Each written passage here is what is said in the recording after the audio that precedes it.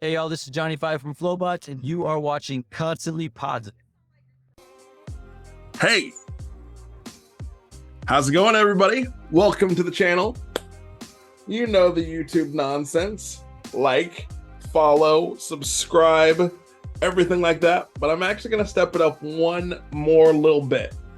If you could just do me a favor, go ahead and click that share button now. Just click it now, because it would really help me out trying to grow the channel and all of that kind of stuff. And here's the thing. If you like it, you probably know someone else who does too. And if you don't like it, you can go back and delete your post if you want to. That's perfectly fine with me. But just taking a couple seconds to hit that share button would really help me out. But that's just me begging a little bit more because, you know, this is social media. But here's the story.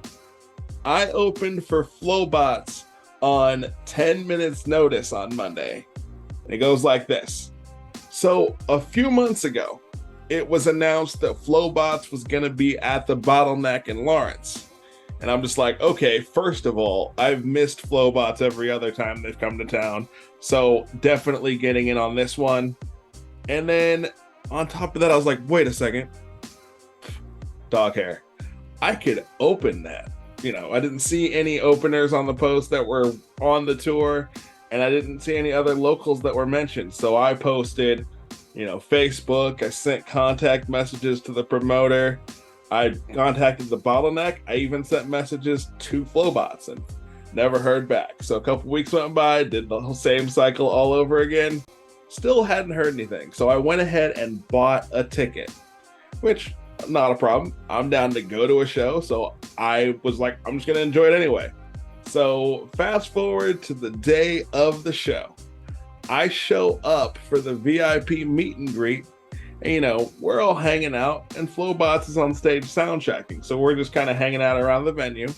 So I roll by in my chair and Johnny Five comes up to me and says, "Hey man, thanks for showing up on such short notice." So I'm just thinking, yeah, he's thanking me for showing up, you know, being part of the VIP. Didn't really think that much about it. But then during the VIP Q&A session, he says something to the effect of talking about how, you know, they've been to Lawrence a few times, the history of the city, you know, how the tour has been. And he also mentions, like, you know, and we've got an opener lined up, so it's going to be a great show. And I'm just thinking, yeah, that's going to be cool. You know, someone must have hopped on at the last minute. Who knows who it was? Not really a problem to me. I'm just like, hey, I'm here and I'm going to enjoy the show. Then about 10 minutes after the Q&A is over, he pipes up to their sound engineer, Devin, and says, "Hey, can we get a sound check for White Light?" And it was at that moment that I realized it was me. Because here's what went down. So on the way to Lawrence, they were all discussing the fact that there wasn't an opener for this show. And A-Rock pipes up and says, well, this one guy has messaged us a few times, like, maybe he's opening the show. Well, it was never officially stated that I was opening the show, but it just happened that, you know, I've been rapping for 18 years on and off. It's just kind of a fun hobby for me that I love being able to share my story. So I've always got my tracks with me, either on my phone or on a dedicated MP3 player. Most Gen Z probably won't even know what that is. But yes, I had my tracks with me. I have a chair in my car. And so if you give me a few minutes notice and an aux cord, I'm ready to go. Doesn't really matter.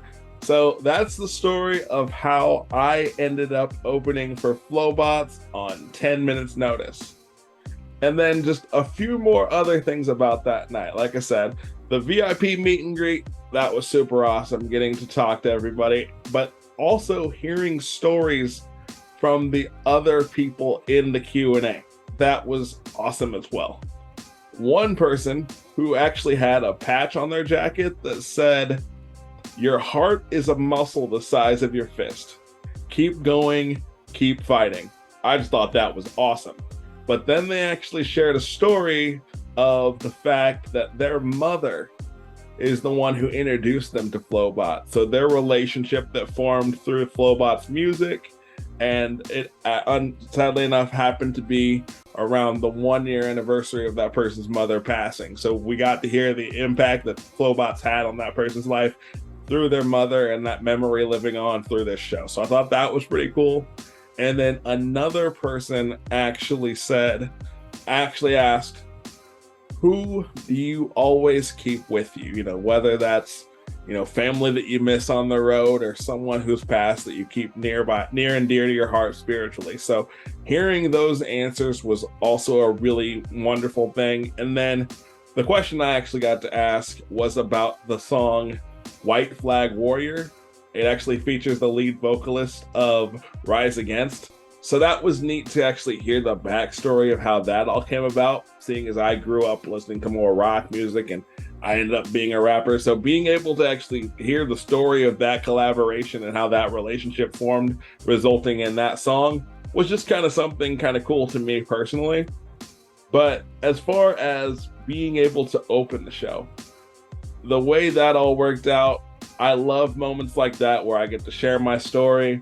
People, they come up to me and they're like, well, I was struggling with depression, struggling with my mental health, or actually, attempted suicide. And hearing me share my story, just encourages them that much more. And so anytime I get the chance to do that, it's really why I wear the same shirt almost every day, because it's just part of who I am at this point, constantly positive, cerebral palsy, and encouraging everybody in the world around me.